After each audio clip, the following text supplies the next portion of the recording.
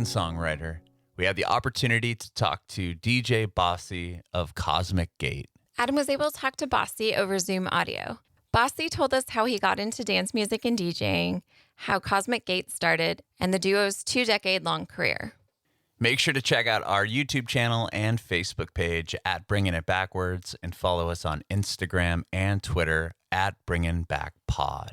We'd appreciate your support if you follow and subscribe to our podcast, wherever you listen to podcasts. We're Bringing It Backwards with Bossi from Cosmic Gate. Hello? Hello, what's going on? Hey. Oh, good. Yeah, I can hear you. Hi. Hi. Thanks so much for doing this. Of course, anytime. Well, nice to meet you. Nice to meet you. You're in LA? Yeah, well, San Diego, close to LA.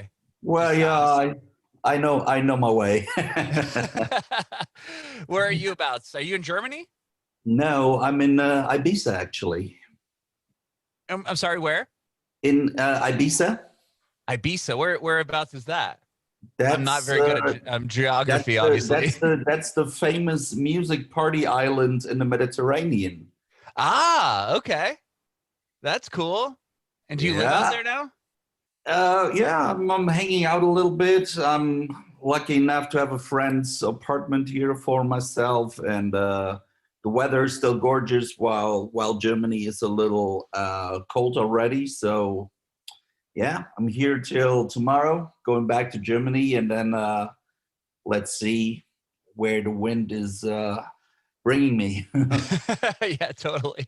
Wow. No, funny enough, I can't return to the US because of my my EU passport. Oh, really?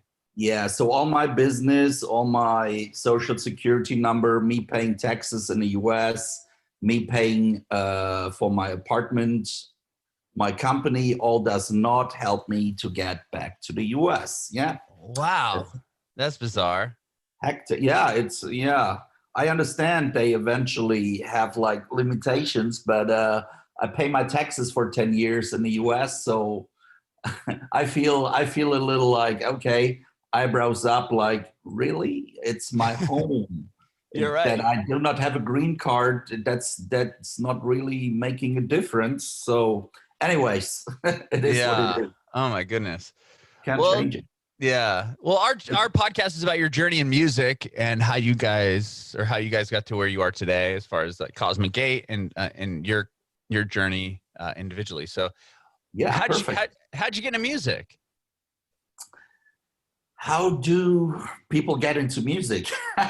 Yeah, well, speaking about myself, I think a lot of first influences are the family, and in my case, mostly my sister and the older sister.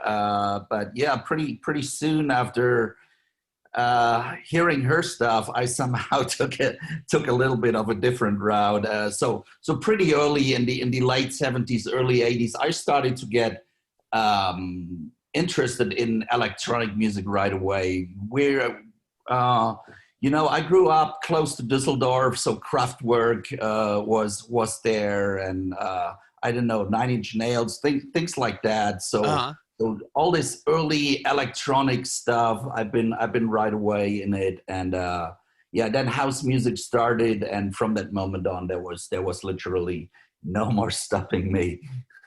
Yeah, your love of dance music started then. Yeah. I don't know. It was always about if I listened to what I liked back then, it was I don't know, New Order, Depeche Mode. Sure. So it was always danceable stuff, and maybe Italo house it was called.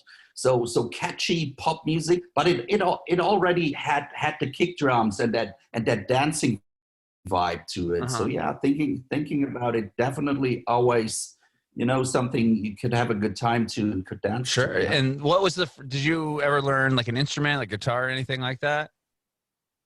Nah, not really. This is I'm more the guy like trying out and this and that, and fortunately I met Nic to bring the real musical talent in the band, and he's classical trained, since he was a kid, and yeah, his skills on the piano are so good that fortunately me not being as good doesn't really matter here.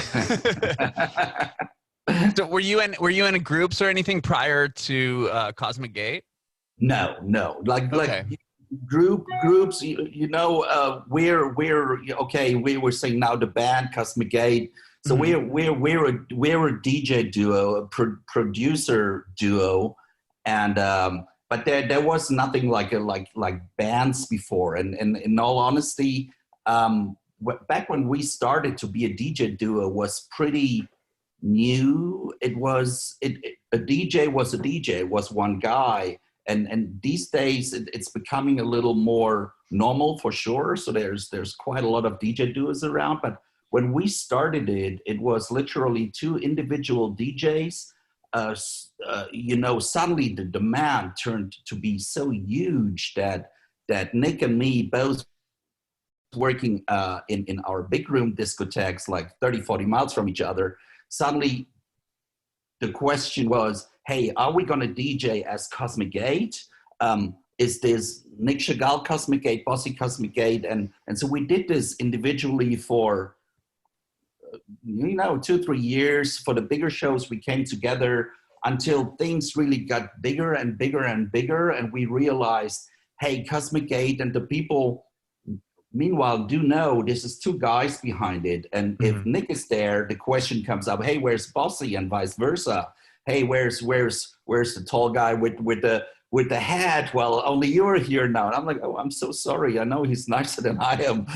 So after a while, we just said, hey, Cosmic Gate is known. It's two guys, and we're playing together. And yeah, so that's how things started for us, with really being a DJ duo. Mm-hmm. So obviously you said you guys were both DJing solo prior to joining up to start Cosmic Gate. But so how did you get into DJing originally? Like, what was the first, like, how did you break into this industry?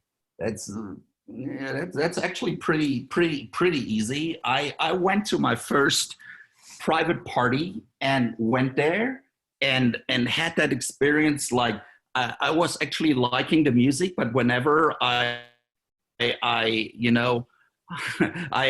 was ready to go on the dance floor, the vibe totally changed. If he was like lifting, shake to, then suddenly he turned slow, and back the next Monday, hey, so your first party, how was it? And I actually thought it was good. I had a great time, but just the music wasn't that good. And so why? What? I liked it. I said, let me rephrase it. The music was good, but I think that guy really put them together the way it eventually should.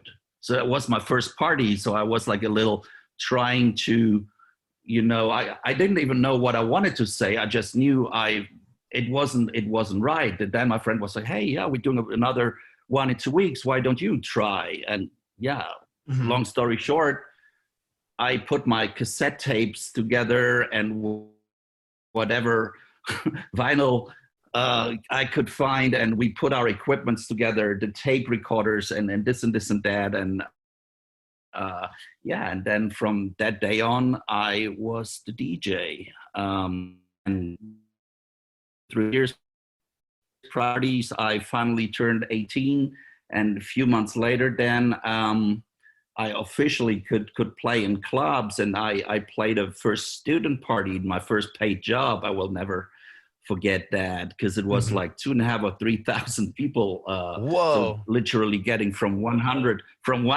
people up to 3,000. Yeah, insane. Yeah. And yeah. So and the story continues. There, a club owner heard me and was like, "Hey, dude, nice to meet you. I like what you're doing. Like, literally mixing really total different styles together. It was not just house music. Acid house just started. So I played literally dance classics, house music, early hip hop, all together. It was a student party. It wasn't like a club night. So and he said, hey, I like what you're doing. So he opened a club, played in the club, got some experience there, and so on and so on. And then the shows just kept getting bigger and bigger until you met Nic. The show's getting bigger. You get a co-DJ who's into producing. You know, you started to play on your first keyboard as well. So he brings his equipment, you bring your keyboard, and that was like, say, that was 1990 or something. By 1991, then we had our first official release. And back when Nic and me met in 98, there were like 4 or 5 different projects I was involved in, and same for Nic. We finally started to release on the same label. We then really by chance were coming together in the studio one day. The other guys that were hanging out, they left, and we just jammed around and did just a fun session. And that result was just a track which then later on was released under that new project we came up with to call it Cosmic Gate. Okay, and so you started in the clubs, playing other people's records and just mixing it together. We still do. That's I think what DJs do. They play music. They think it's good. If it's hopefully some of their own, even better. Mm-hmm. But that's what we still do. We play our favorite records from other DJs and producers and mix it together with our own. Fortunately, over the years, our repertoire turned so big that meanwhile we sometimes play like 80% own music. So most of our shows really a little bit come towards a concert. Right. Character somehow, which is great to be in that situation. We never dreamt about, like, I think 2 years ago on the State of Trance for in the Tomorrowland party, we think it was our very first full-on producer set. So every single record we played was our own. And, wow. It's just a great feeling to have that many tracks in the box which are own and which we are comfortable also to play, because we are pretty big, the biggest critics of ourselves. Sure, yeah. So it just felt good, and this was it literally took 18, 19, or was it, or even in the 20 years tour, I don't remember. It took us that long to do it for the first time, a full-on producer set, just with own tracks, and to feel comfortable about it and just love every minute. Mm-hmm. Would you remember the first song you wrote personally as like your own individual like producer track? I do. It was the Exit E EP on oh my god, what was the label again? I'm just I forgot, but the project was called Exit E. Okay. So Exit E, and then was that tell me about the first time like playing your own music in the club. Like, how would that work? Would you kind of just slip it in there between records? Like, how did that work? Yeah, honestly, the first time I heard a known track was about that time. It was a big rave show in Berlin that we drove for. It's called Mayday, which is a huge festival. Used to be a huge festival in Germany. Still actually is. The same. Big promoters and a DJ from Cologne played our track that we just recorded for his label from tape. And I just remember, oh my God, it just felt surreal somehow. Same like maybe 2 years later, a Bossi single of mine was played on the local radio here. Wow. In our city, and it just felt like, wow, this is so surreal to hear your music on the radio. If it's a big station or not, but it's still 250,000 people. It's the local station. So it's not like just the 50 people listening. So yeah, that was out of the world. That's amazing. What was like the biggest milestone moment you had prior to starting Cosmic Gate, do you think? I Like as a solo artist. Yeah, as Bossi, I had like one or two tracks, somewhere in the Dutch sales chart. So the top 40 are always important, and I made it somewhere to I don't 100% recall, but I think I was somewhere in 37 or 42. It was either just in or just out. Somewhere, right on the cusp. Yeah. Well, so somewhere there, and that was bringing like the first like solo gigs there, or playing in Russia. So that's like say 95, 96 ish. So so 3-4 years before Cosmic Gate. So yeah, these were the biggest things. So just to fly out, to go to St. Petersburg in Russia, and just wow, come into a old theater style club, beautiful. And I remember me and my colleagues are just literally us carrying our vinyl cases, which are quite heavy, and then just see the DJ booth and run there, literally fighting who's up first. Yeah, no, really cool. That is cool. You said I'm gonna go with 37, just so we make sure that your solo song made that top 40 list.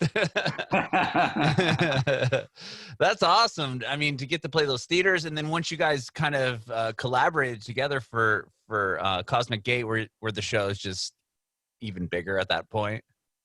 Well, maybe I touched it a little bit before. So when Cosmic Gate started, first of all, there was no intention behind it. Nic and me did not plan like, okay, we have to do a project together. It was just a jam session. And this track, we totally forgot about it for like 2 months. Then I listened to it again, was like, this is actually a cool tune. And somehow it wasn't like Nic and me were talking on a daily basis back then. It was like, dude, I actually like that track. Shouldn't we give it to someone? He was like, man, I listened to it as well. It's cool, isn't it? That okay, let's maybe sit together and think about the labels to send it to. And they said, okay. So back then I burned a CD. So took a CDR, burned that track, played it in my car, and I was by chance on the same day having a meeting at EMI Records, the big major company EMI. Sure, yeah. And I was just driving off the parking space again, and there, boop, the dance A&R, which I never would have dreamt of speaking to. Well, I know him. Oh, Michael. Oh, yeah. What's going on? And you got anything for me? No, not really, because that was just a in-the-face big bassline track, and you know, EMI dance. It was pretty, well, let's say different. It was more commercial, and I don't think that the drums really was really that commercial. And yeah, I was well, you know what, here I have a tune here, and why don't you listen to it? And I was like, okay, you just wasted $2 for that CDR. but okay. And yeah, I was okay, see ya. And then 10 minutes later, I wasn't even on the highway to drive back to my hometown, and Michael called. I was like, hey, long time. He said, shut up. What's up? I said, I want that track. It's awesome. I said, oh, wow, that's unexpected. I didn't think that's on your alley. And he said, no, this is so different. This is so in the face. So I love it. I said, okay, why don't you send us an offer, and then we sit and talk business. So yeah, and that's really how it happened. And that was the song that you guys had written together, that you that's pitched? Called The Drums. Yeah. Officially, it didn't have a name back then. The project Cosmic Gate wasn't founded, so this song had to so it sounded a little spacey, and so the guy said, so what's the project name we're going to release it under? And you know, Stargate back then was a big series, and then these sequences sounded a little outer space. Sure. And we were, what about if we come up with something like that? Yeah, and from Stargate we ended up at Cosmic Gate. Mm-hmm. And the drum simply has these, pretty pregnant kind of drums at the beginning. We use the snare loops and stuff. So, and that tom sound. So, yeah, that's why we called it the drums, and the project then Cosmic Gate. Okay. And then, so that's how you guys kind of started. You did a remix of Somewhere Over the Rainbow, which is rad, and that made it into like a video to Dance Dance Revolution, right? The video game. Really? I don't know. Oh yeah, you have a song on a video game. Well, maybe we're not playing video games enough. No, that's awesome. Yeah. Okay. Jackie Chan has a really long sequence with one of our songs, Exploration of Space. Okay. He used it in one of his videos, in one of his movies. That's something I was, wow, that was also like a moment to see such a big movie star, and he's chasing someone through the club. The Tuxedo, is that eventually the name of one of his movies? Yeah, it was. Yeah, the Tuxedo. So there is one scene in it. I think it's like literally a 20 seconds, and Exploration of Space is playing in a club, and he's chasing someone through the club. I swear. That's awesome. So that was something really, really cool. That is amazing. And then the single Firewire, that's the one that kind of pushed you guys up to the next level, right? Well, yeah, Exploration of Space and Firewire. It's funny somehow. For example, in the UK, Firewire is bigger than in the US, and Exploration of Space is maybe more the tune for the US compared to Firewire. But yeah, these were literally our singles 2 and 3. So the drums went off mostly in Germany, Austria, Switzerland. So basically the countries where people simply speak our native tongue, German. Sure. And then afterwards it just exploded with Exploration of Space, Firewire, and so on.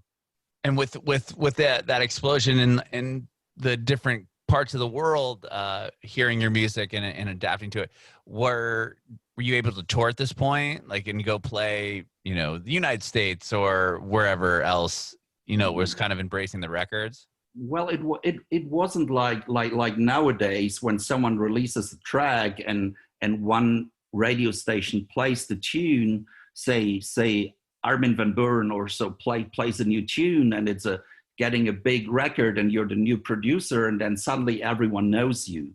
So back then it was a little bit different. There was no social media.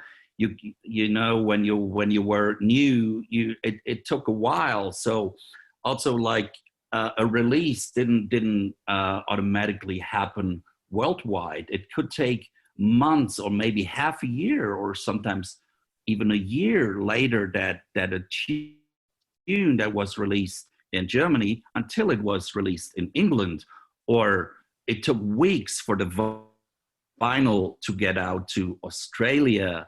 So back then it was, you could literally have a new record and tour it first in certain parts of Europe, then go to the US, then go to Australia. It wasn't like these days that people, globalization, people watch the same movies, have the same haircuts because of that, same fashion trends. Back then, people in different countries looked different. It took a few years for fashion from the US to come to Europe, or the other way around. So it was just different times. Oh, that's interesting. Yeah, because you said, like you said, you could have a record out that you've already toured in Europe and it hasn't even really hit, say, Australia yet. So you could go there 8 months later or whatever. Exactly. So yeah, that was awesome. And same with the DJing, we had to work our way up. You know, now these days when there is a newcomer and I don't know, gets a big track out, suddenly boom, plays Tomorrowland, plays EDC or something, and then boom, it's exploding. This guy suddenly plays everywhere. Back then, it just took longer. It just you had to work your way up slowly, and it took like 2-3 years for us, including all these records, until really we started to come to LA or Japan or first time to Australia. So it took like a while, which is a good thing. But these days maybe the competition is bigger because there is more people with just a digitalization that have just the option to write music. Yeah, everybody has access to stuff now. Yeah, but it's also if you make it out, it's way easier these days. Yeah, I was gonna ask you, like, what do you think? Can you remember like the most memorable like party or show you guys played?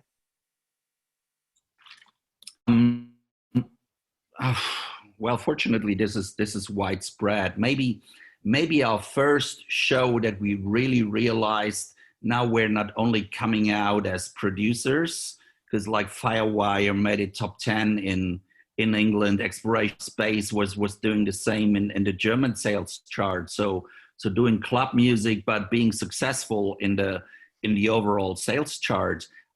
So that first show, we realized, wow, now we're doing it as DJs. It's called Trance Energy, and it's like a indoor festival in Holland. Like I'd say it's like 30,000 people. Jeez. And just a huge indoor party. And the main floor holds maybe 18 or 20,000 of these 30. So, and it's just, it was the first time we've ever seen something. And that was I think January 2002. And wow. this set, so somehow back then, what was it, like MySpace, and what did we have back then? Yeah, probably MySpace. Turned like today, it turned viral a bit for, how viral it could be back then. But this really threw us out in to be recognized as being good DJs as well, and not just being producers eventually. So so we really realized afterwards the demand for international shows was like really getting way bigger. Mm-hmm. Yeah, and now we're 20 years later, and you guys are still touring, putting records out. Well, right now we obviously not this moment, but no. Well, actually, your sounds a little okay. 20 years later and doing the same stuff, but we do what we love. Mm-hmm. Our hobby turned into our profession, and that's just, sometimes there is no sleep, you're jet lagged, it's just actually too much, and still we never feel like going to work. Mm-hmm. That's the nicest feel I think someone can have. Yeah, that's amazing. Were you guys on the road at all when coronavirus hit? Unfortunately, we literally took January off, and we just toured for 2 weeks in February, and then I planned. I moved from Las Vegas to Miami like late February, and then afterwards everything hit. So I was lucky enough to make move on time. So and from March on, we all know it. There was literally nothing going on. Yeah. So, wow. yeah. So you made it right under the wire there with your move. right under the fire. I got to Miami. Yeah. That's good. Well, thank you so much for talking with me today, Bossi. I really appreciate it. Anytime, good fun. Yeah. I do have one more question. I want to know if you have any advice for aspiring artists. Ooh. Advice for aspiring artists. Well, we always feel you got to be, first of all, be doing it for the right reasons and the right to make money and drink champagne. That's the one thing. And the other thing is we always feel an artist has to be standing for something, you know, and if you're a producer, the music you produce should be unique. We are all inspired by things. Never try to copy. Be the one that other people copy from. You know, when you chase a trend, you will always be late. So, and just do what you feel is right. Because if you just copy, you will never be the number one in what you do. That's maybe what we feel is most important when you want to